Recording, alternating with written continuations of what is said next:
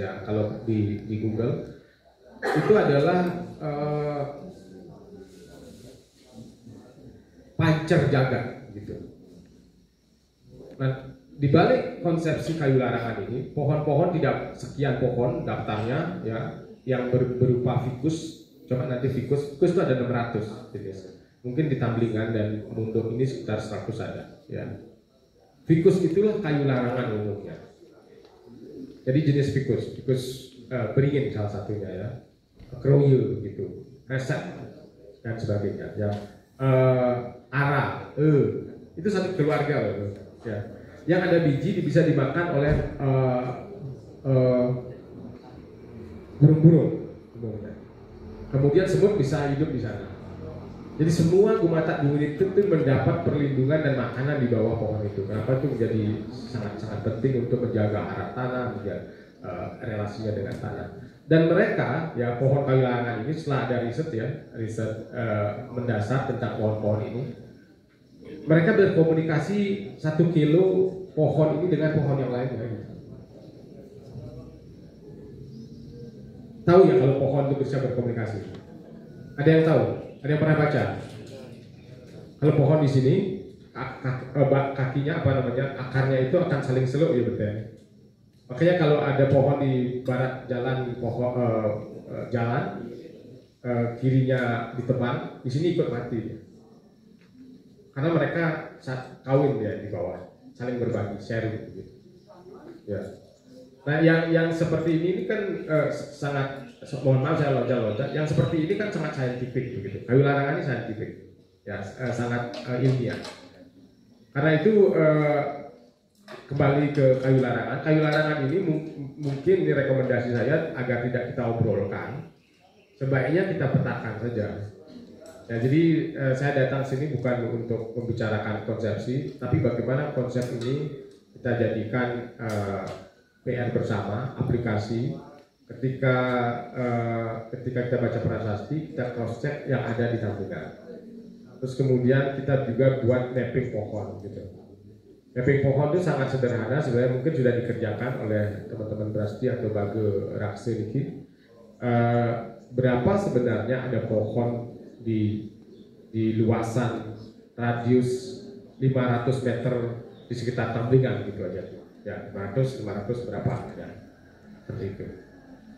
Nah, kembali ke pembodohan atau penyederhanaan Tri Tekarane, alangkah baiknya juga berpikir bagaimana bukan Tri Tekarane ya, tapi triangge daripada pohon. Jadi pohon itu juga masuk dalam triangge. Pohon yang tidak boleh atau untuk sembahyang saja, seperti majegau, seperti cendana, kemudian kemenyan, cendana, majegau, apa lagi satu? Ada 3 jenis itu. Kemudian ada pohon yang memang bisa kita pakai untuk makan, sang begitu kan. Jadi dibagi itu, pohon parayangan, pohon pawongan, pohon palemahan gitu ada. Pohon palemahan itu adalah pohon-pohon yang bisa kita bakar untuk menjadi kayu bakar, itu pohon palemahan gitu. Nah, bisa pohon-pohon parayangan dipakai bakar gitu. Tiba-tiba cempaka atau cahang gitu kan, itu udah pemali itu caranya. Nah, di dalam triangganing pohon itu juga trining kayu itu ada 3 pembagian. Kayu yang untuk plangke, untuk bangunan rumah dan sebagainya itu kayu madi. Gitu. Kayu yang bisa dipakai untuk keperluan seperti sang, kemudian nanti babat untuk makanan-makanan ternak dan sebagainya, itu kayu yang niste gitu. Kayu-kayu yang kita pakai itu. Nah, ini perlu juga dipahami kembali oleh adik-adik atau teman-teman di sini, teman-teman kami, bahwa kayu madio ini jangan sampai kayu-kayu hulu itu menjadi dikonsumsi untuk bahan bangunan kan begitu.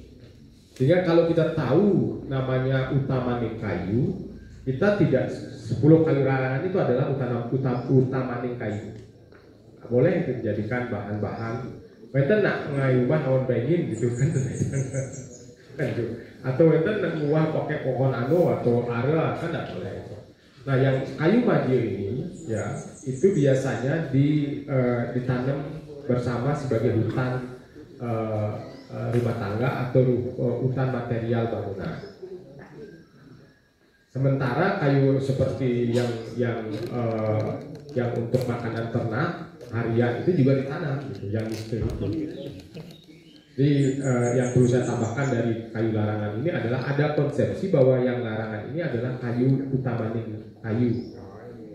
Kemudian kalau madiun nanti yang bisa dijadikan bahan bangunan, kursi dan sebagainya itu memang perlu dibudidayakan.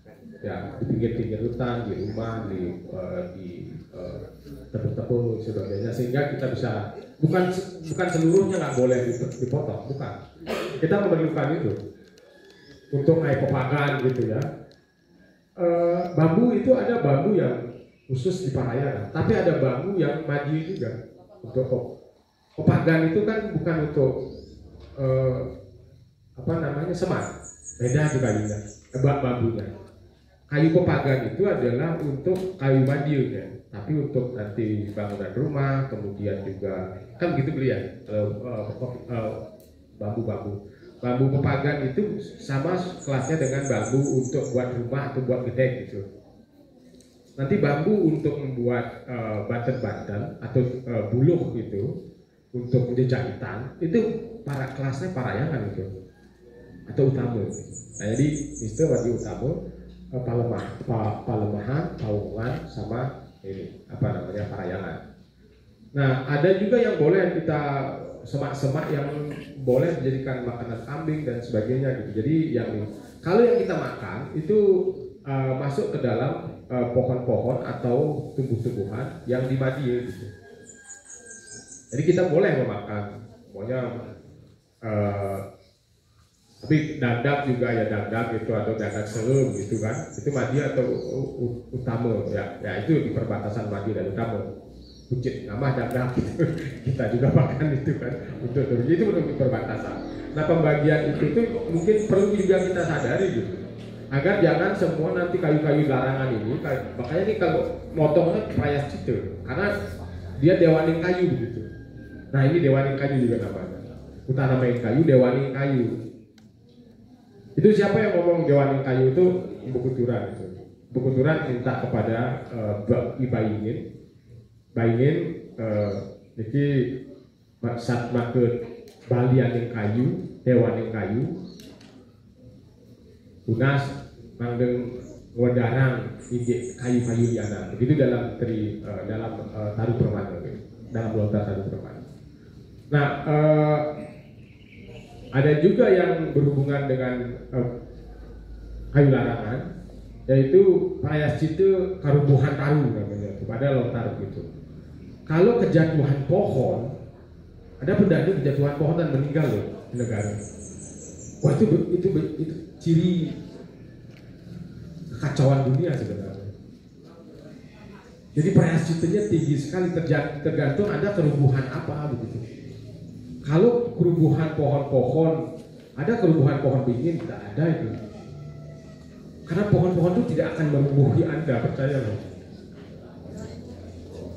Di Bestale sengaja nak sirahnya kaplugin duren.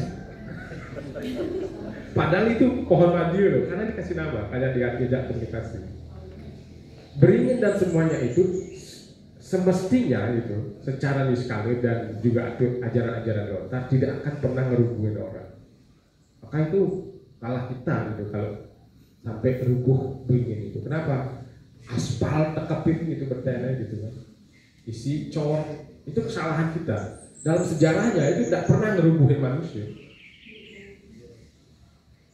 Kalau itu sampai ngerubuhin manusia, berarti manusia ini benar melalui diseliki-liki ini kan ya. Itu jangan disalahkan itu. Panggalang ini kan ideologi galang ini jahat sekali ya. Ya, panggalang itu. Nah, maka penempatan juga begitu. Tadi saya triangle itu ya, triangle itu tidur kita pakai. Triangle ini juga untuk melihat pohon. Ya, trining kayu. Ada pohon yang Parayangan, ada pohon madiun, para Pawongan, ada pohon yang di Mister. Makanya tidak boleh nanam pohon-pohon di perumahan yang aneh-aneh itu. itu bukan pohon-pohon pawongan. Kalau yang ada di Palemahan tapi berguna untuk parayangan tuh ada. Contohnya punya nyuh itu. Punya nyuh endep itu pasti parayangan itu. Boleh di pura. Kan begitu ya? Nyuh-nyuh bulung, nyuh yang pendek-pendek itu pohon nyuh parayangan. Tapi yang nyuhnya ini gede-gede juga, pohon nista itu harus ditebang dia ditanam. Jangan kelepuk gini yang sirah itu. Dan ada yang maju juga. Ya boleh di pinggiran-pinggiran tebu, tapi yang harus di bawah-bawah yang jauh dari pemukiman, ya di nista Mandalung gitu, di Palemahan itu, Palemahan luar. Itu seperti nyuh-nyuh yang tinggi-tinggi sekali itu, karena dia nanti akan nepen gitu. Dan kita nggak boleh masuk di sana. Jadi nista Madi Utama itu ada pembagian untuk pohon, mana pohon boleh ditanam di rumah. Ada pohon yang kontroversial, apakah sabu boleh atau tidak gitu kan? Ya, sabu semestinya ditebur di rumah boleh, tapi ditebur tidak di tengah ya. Karena nanti kalau ada sabu di tengah rumah besar, katanya nanti keluarganya nggak pulang-pulang gitu, sehingga tidak rumah begitu petuahnya. Jadi itu adalah pohon yang boleh ada di tebur, tapi tidak di tengah rumah. Jadi rumah pun menjadi 3 bagian lagi gitu. Rumah kita itu terdiri dari berajaan atau sanggah. Di sanggah sing dari dalam sabu. Padahal rumah itu gitu. Lagi-lagi itu. Makanya pintar sekali nih triangle atau hulu teben ini. Nah, saya sih menitip itu kepada adik-adik. Ini agar bisa dielaborate mana-mana hang malih. Oh benar ya, triangle di rumah ada namanya sanggah. Terus kemudian di tengahnya itu ada pawon gitu. Pawon sampingnya kangin. Bahkan di rumah kita di pekarangan pun ada hulu dan teben itu. Ada toilet, ada tempat untuk tapi balai dangin ada. Berarti itu parayangannya gitu. Itu utamanya Madiun gitu. Utamanya Madiun itu maksudnya pekarangan. Nah di bawahnya itu ada toilet, ada tebu dan sebagainya gitu. Ada tebu dan gitu. Teben ya. Tebu itu teben. Ya. Jadi kalau sekarang terjadi kesalahan mengelola sampah karena hilangnya konsep triangle ini.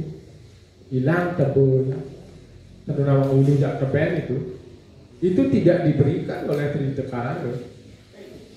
Parayangan itu konsepsinya mengambang-ambang, seolah-olah dahsyat gitu, tapi tidak bisa diaplikasikan. Itu hanyalah omon-omon saja. Jadi konsep spasial yang nyata nih dicingain di karangan, di ulu dan di teben, tiba-tiba menjadi konsep abstrak yang realistis, di rebranding secara ada momat tadi ya bodoh gitu, menjadi konsep yang di awal-awal. Oh hubungan manusia dengan Tuhan, hubungan manusia dengan alam, kan begitu nih tegas saja nih. Tapi setengah hidang nepukin bumi aja. Ya begitulah cara pikir jargon. Itu namanya cara berpikir jargon. Jadi tekanan itu adalah jargon. Kalau yang namanya triangle itu prakempe, partitur kalau main musik, nanding dong gitu. Sementara kalau Trite Karangga dalam musik itu adalah konsep pelok selendro gitu. Jangan ada gitu gitu. Dengar itu pelok dan selendro gitu. Ini konsepsinya gitu. Diastonis, metatonis gitu. Tapi begitu Anda menerapkan itu harus di wilayah triangle, di spasial. Triangle itu Trite Karangga itu akan megaburan kalau hidup Anda nggak tahu tulu dan teben di rumah gitu aja. Celana dalam gantung di luar gitu kan. Di batis ngangon gitu apa namanya galeng gitu kan. Dulu di pantat aja nggak boleh, apalagi diinjak. Busul dan cinta gitu kan gitu. Duduk di obak-obakan jalanan aja nggak boleh. Ya. Dengan cuma turnan gitu atau di tangga. Di tangga berkutu tinggal gitu kan. Itu karena ada hulu teben madil mana yang ruangan-ruangan kesadaran ruang. Nah, kayu larangan ini adalah ruang di mana parayangan atau hulu utama itu baik di desa baik di rumah itu mesti diselamatkan. Kalau maka dimanapun ada pohon-pohon ini, pohon-pohon kayu larangan, maka wilayah itu menjadi wilayah utama gitu. Nah, ini penutup saya begitu. Di mana saja ada beringin itu pasti sakral dan tengah gitu Bang. Utama dah jadinya. Punya gitu, itu kamu melalui nyena ada dadong jakal kan gitu. Pasti gitu. Lelatung itu utama loh itu. Tetapi utama yang ada di teben gitu. Yang ada di hutan. Tak boleh juga di teben itu punya juga utama. Punya juga sakralitasnya di apa yang teben? Semua itu teben loh ya. Saya nggak dijang semua di berdua gitu. Di alas mertejati ngejak semua kan boleh. Tapi ada juga hulu tebennya. Di Prajepatinya yang utama gitu. Di Pembuwonnya yang teben. Kan tahu yang Pembuwon tuh non namanya itu. Atau yang di sini enggak. Di Thomas Nanem nih gitu. Di Kenanemnya itu yang di teben gitu. Nanti di videonya dan Madura atau Betiune itu yang hulu. Biasanya pakai sengnya ya. Tebennya pasti di sini ya naruh. Hulu teben itu juga sangat realistis. Parayangan tidak ngasih tahu jalan air, tidak ngasih tahu itu. Kenapa saya bilang itu goblok, pembodohan. Gitu. Karena yang mengasih tahu jalan air adalah hulu dan teben pasti, dan hulu dan teben itu selalu tidak berorientasi pada timur dan barat. Dia melampaui timur barat, utara selatan, Kaje dan Kelor.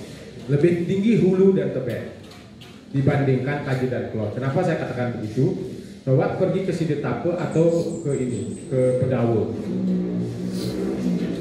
Rumahnya nak bingung orang, asal tegahan tuh bang udah kenten hulu kan, dong udah Kaje gitu. Jadi hulu itu adalah Kaje. Gitu. Dimana ada tegahan, ya, bawa kakinya selalu gitu. Karena apa? Itu yang secara magnetik akan menyembuhkan Anda. Karena air membentuk magnet bumi, ya. Jadi kalau tidur sesuai dengan aliran air itu akan lebih sehat.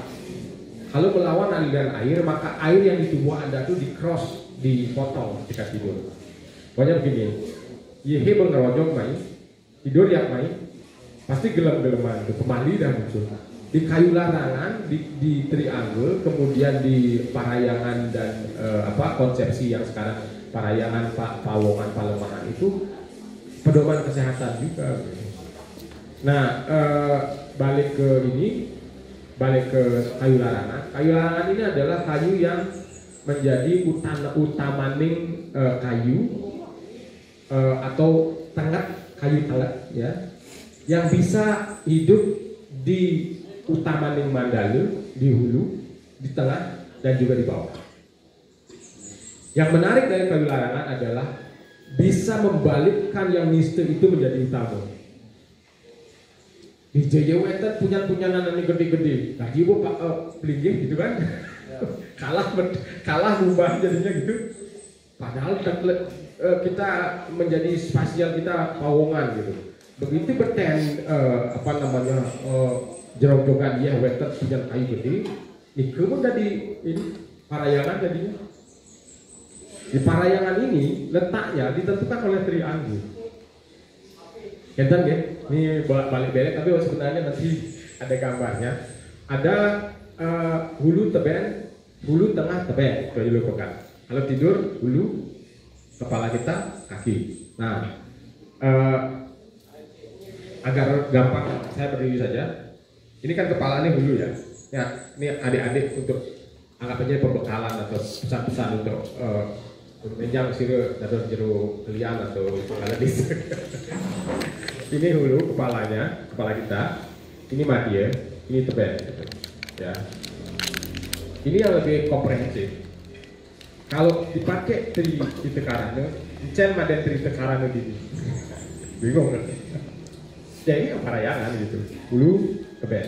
Nah, pohon-pohon kayu larangan tuh dikelompokkan pohon-pohon kepalanya pohon. Utamane kayu, ya, kayu-kayu parayangan. Maka dia identik dengan kalau parayangan di teben itu kayunya kepuh gitu, ya kepuh, kepah, kemudian ada lagi satu randu seperti itu. Ya, randu alas biasanya. Tapi kalau parayangan di atas itu adalah pohon-pohon yang bisa tumbuh di atas 900 ke atas. Ini juga cerdas sekali, 900 meter ke atas tuh bisa dia tumbuh. Tapi begitu kita bawa kepuh itu bawa ke atas, nggak bisa dia. Jadi di spasial kita pun kayu larangan menjadi spasialnya, kapuk dan sebagainya susah dia tumbuh di 1200, tahu ya? Kalian nyuh nih kan ternyata hidup berdurang gitu, karena itu sebenarnya secara ini itu ke bawah. Ya itu adalah pohon niste, ya nyuh ke. Tapi niste yang mensupport perut dan utama gitu. Aduh, coba bikin nanam di tamblingan, tanam nyuh pasti sih ngebunga gitu. Nggak bisa ya. Nah kayu-kayu utama itu bisa ke atas itu di pegunungan. Dan kandungan oksigennya juga berbeda, premium. Jadi makanya betapa karena kayu-kayu premium itu kayu utama. Ya kita akan bisa tidak makan dengan duduk di bawah pohon itu. Hanya ada beringin, pohon bodi, semua itu kayu-kayu utama itu memang mengasuh spiritualitas kita.